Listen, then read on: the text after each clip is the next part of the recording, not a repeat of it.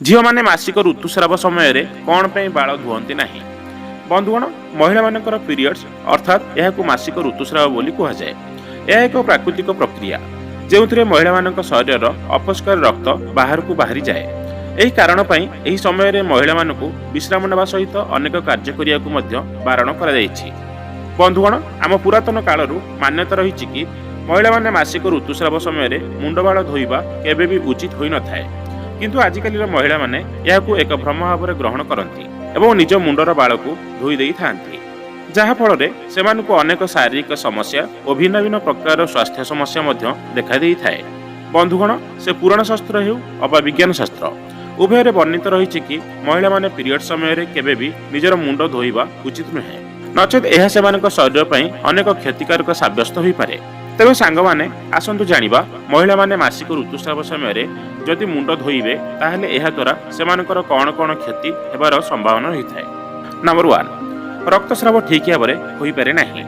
महिला मानकर पीरियड समय उचित भाव रक्तस्राव हेबा जरूरी अटे, कारण जदि रक्तस्राव ठीक भाव न हुए तेबे यह गर्भाशय जमाट बांधि जाए, जहाँ पर मुहूर्त में स्वास्थ्य पई समस्या देखा देई थाए। शरीर में उचित रक्तस्राव हेबा शरीर पई जरूरी अटे, किंतु मुंड धोइबा द्वारा शरीर में तापमात्रा कम हो जाए, जो कारण रक्तस्राव ठीक भाव होई पारे नाही, जहा फल महिला मानक पेटरे जंत्रणा सृष्टि होता है। सेथिपाई पीरियड समय विशेषकर प्रथम 3 दिन पर्यंत केबे भी केश धोइबा अनुचित अटे। नंबर 2, मासिक ऋतुस्राव आरंभ 3 दिन पर्यंत केश धोइबारु दूरे रुहंतु। सांगमाने महिला मानकर मासिक ऋतुस्राव समय गाधोइबा, मुंड धोइबा आदि बारण कराଯାଇଛି, नचेत यह द्वारा सेमानक शरीर विषाक्त पदार्थ संपूर्ण रूप से बाहर को आसीपारे नहीं, जो कारण पेटरे जंत्रणा भली संक्रमण होबार संभावना होता है। तेणु अति कम 3 दिन पर्यंत महिला माने मुंडर केश को धोइबा उचित नुहे। ऋतुस्रावर शेष दिन में आपण केश धोई पारिबे। जदि आपण एही समय गाधोइबा और मुंड धोइबा को एड़ाई पारिबे नहीं, ताहले आपण एथिपई हल्का उषुम पानी व्यवहार करि पारिबे।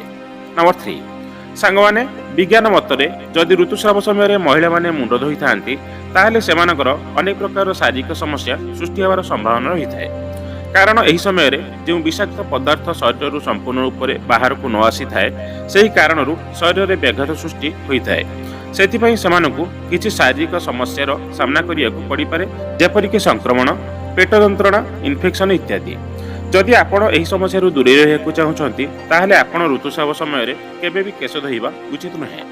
नंबर 4, सांगमाने किछि लोक विश्वास करती जे जदि महिला माने ऋतुस्राव समय गरम पानी रे गाधोइबे और मुंड धोइबे ताहले एहा सेमानक पई लाभकारी साब्यस्त होई थाए और जंत्रणार मुक्ति मिली थाए एवं ऋतुस्राव समय सेमानक शरीर को आराम मिली थाए। किंतु सांगमाने गरम पानी रे गाधोइबा और मुंड धोइबा अत्यंत क्षतिकारक होई थाए। एहा द्वारा मुंड बाल समस्या देखा देई थाए।